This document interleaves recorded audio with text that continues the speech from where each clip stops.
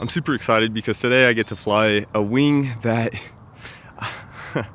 I think is really cool. I have a friend who owns a company called Gravity Paramotors, and the paramotors that they make are sick.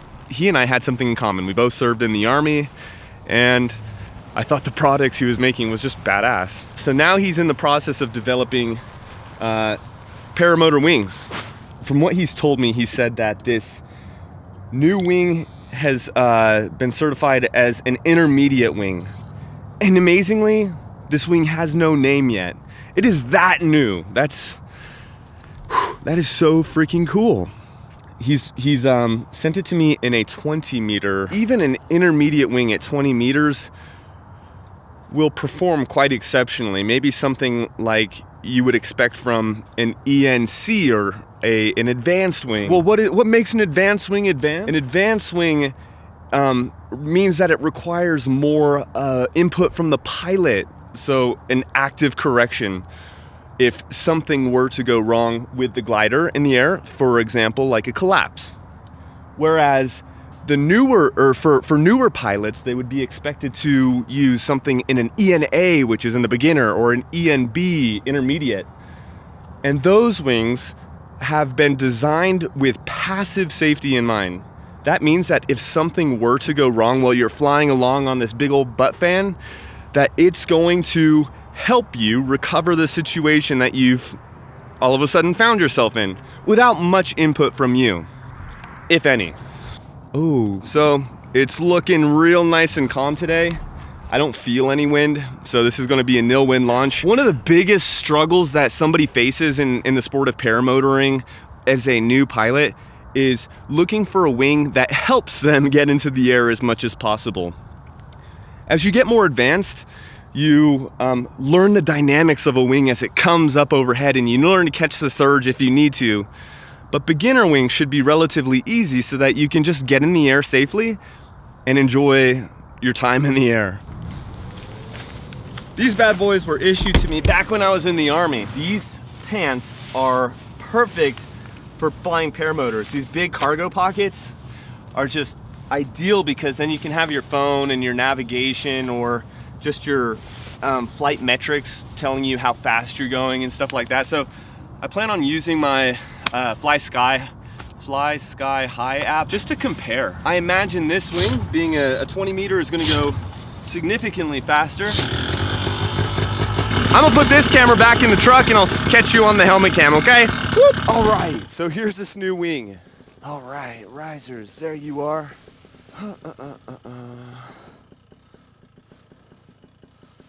Beautiful looking wing, man. We're gonna go ahead and start that app up. Okay, and then all you do is open it and hit start. Okay, start. Now that I'm looking like frickin' Mr. Rogers in this green jacket, I love it. It's a beautiful day in the neighborhood. So, clear, clear, clear. A's are clear. Clear, clear, clear, clear, clear. Sweet, trims are set to neutral. None of the lines are overlapping. I love it. I love it. Shout out to all of the British viewers out there. Let me know how awesome my British accent is, yeah?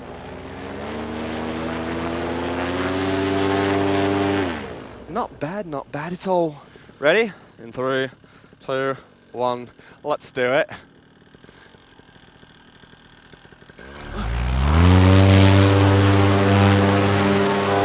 Whoa! Damn! Yeah! That was fast! Holy shit! Woo! Oh my god! Yes! Let's stow these and get this Insta sorted out. Alright. That was awesome! Okay. That was too easy. Let's get this Insta 360 out because this is so freaking cool. Oh my gosh. Okay. Photos, camera, start recording.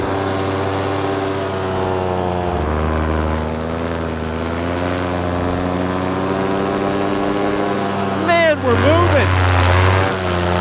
Okay. Now we're set. Whoa, yeah. Deers! Whoa, look at those deers! Yeah! Those dudes have some big horns. I didn't even see them, honestly. But those are some beautiful deers.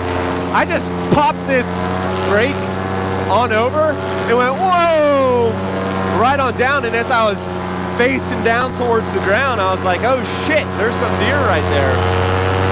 This thing is nimble. Dude, I feel like I'm on a race car. I am a very passive individual when it comes to weather. When I fly, I only fly, and I would encourage people, like I don't like to tell people what to f***ing do, but I would encourage people to fly when the conditions are absolutely like not going to be a threat to them. Paragliders don't have this big ass fan on their back, right? They're not using this. And they are actively searching for air that is disturbed, right? Paramotors want the calmest air. We want, ideally, nothing going on at all with the air. Like it is right now, baby. Like this is just calm as calm can be.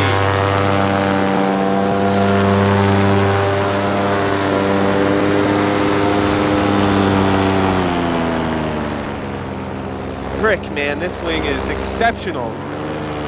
All right, so there were some turns. I know I want to go out this way, down the path that I love to fly so much because there's nothing out here, love. I want to go out this way. Being that this wing is like brand new, I know they're still developing it. It has longer trims that I know that the owner has mentioned that they're in the process of developing some sort of a solution for the extended trims, but that equates to speed.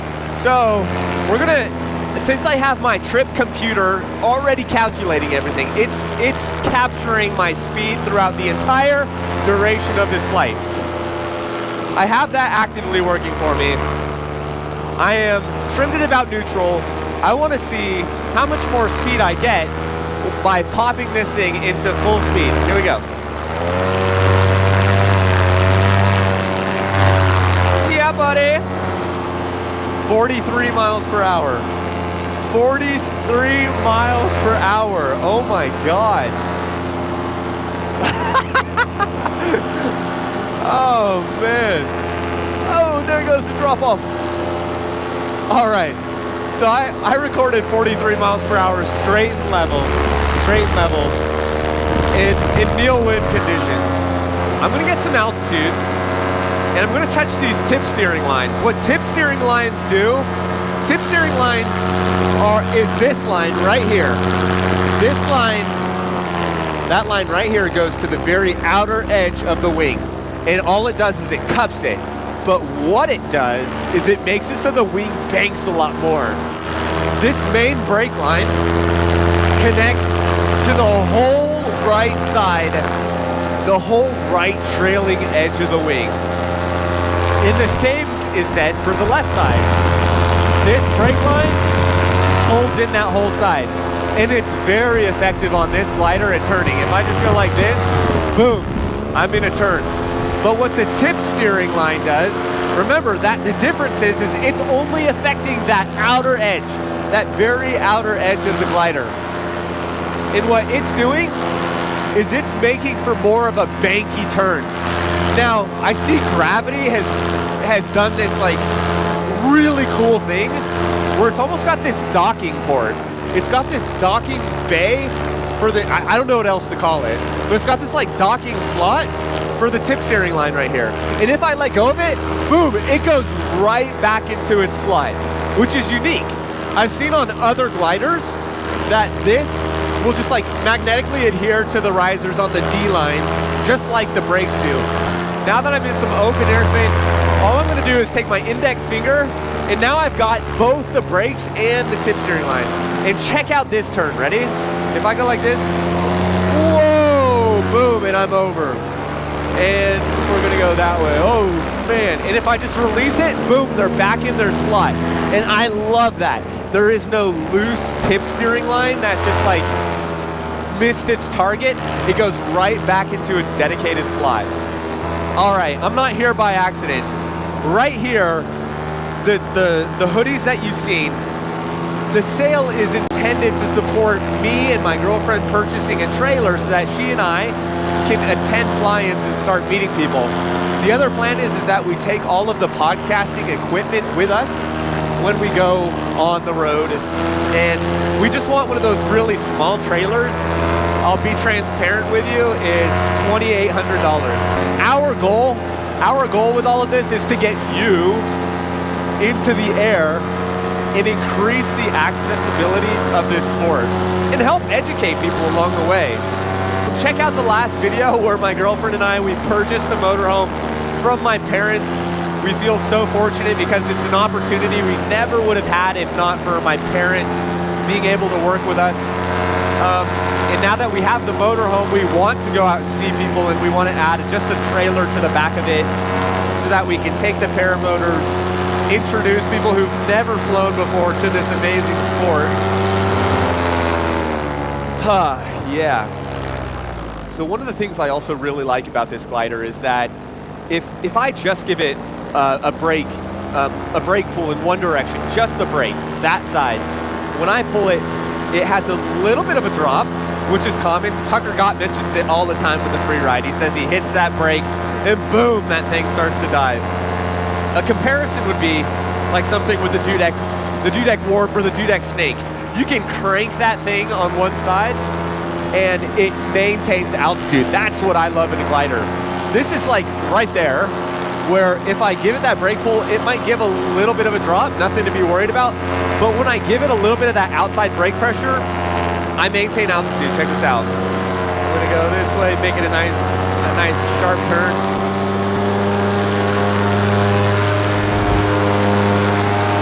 And boom, let off, and I'm still at that same height.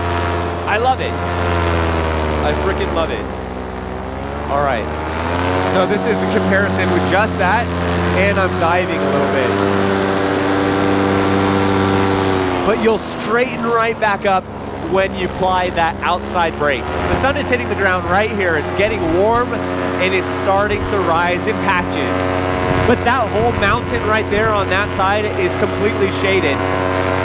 And that colder, denser air on that mountain weighs more. So it's actually sliding down the mountain and getting churned up with the rising air right down here.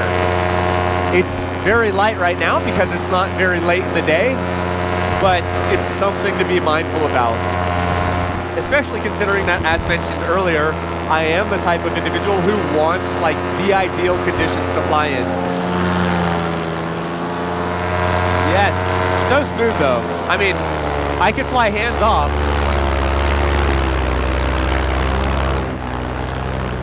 And it's smooth. Like it's hitting a few bumps, but this is definitely a glider you could go a long distance with hands off. Yes, oh yes! So here's what I'm gonna try and do, hopefully without crashing. I'm gonna go and flip it up here, go in between these, spin it around, give it some bang, and down into the valley. Oh, fuck yes, he nails it. And then carve it back down this way, right back down around these. Oh my God, I love it. I'm loving it, baby, I'm loving it. I like to play next to these hillsides and go like this, and then boom, swoop right over the ridge like I'm freaking Maverick in Top Gun. There's a coyote. You guys want to see a coyote?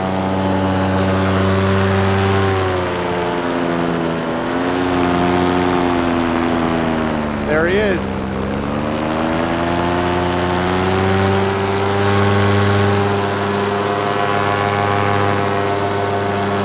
Oh, and a deer. Fuck, man, the deer are out in numbers today. Shit, look at that. Big ass bucks. I swear to God, I'm not like trying to chase these things down. There are just deer all over the place, which is so crazy because in El Paso, I don't think a lot of people are aware of just how many deer there are in this area. Check it out. Hopefully they're not blasting today.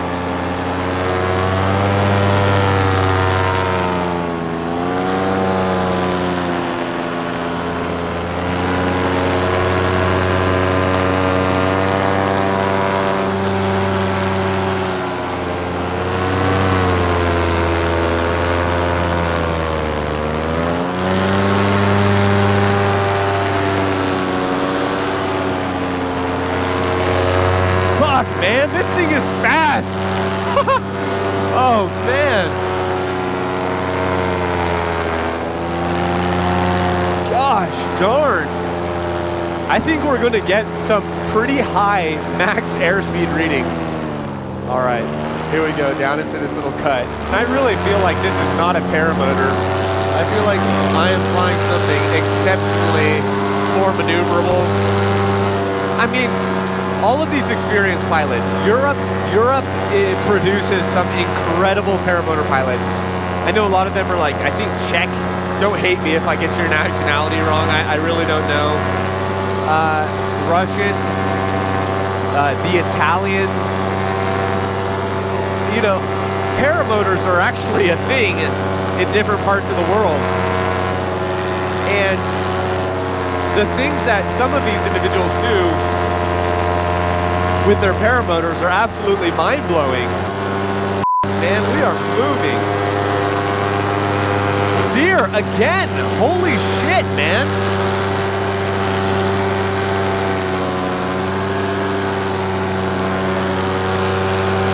I don't want to mess with the deer. Like, God, I would be so fucking sad if I like scared one off of a cliff.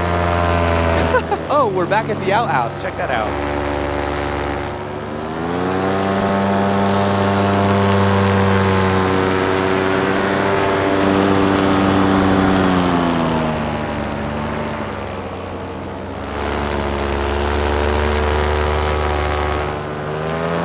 Getting a little bit bumpy. That's to be expected, as mentioned in many of my other videos. This part of the map, I don't feel nervous in turbulence on this wing. But as a beginner, I think the most important thing is that you find yourself on a wing that you are comfortable on. Comfortable. Like, you have to trust. You have to really be able to trust that wing so that you can work with it as you build your confidence in flying paramotors. If you get a chance to come out here to El Paso and fly, please do it. Please come out here and fly with me and Clint and Tom and Mitch. Like, this is a great, great, great place to fly.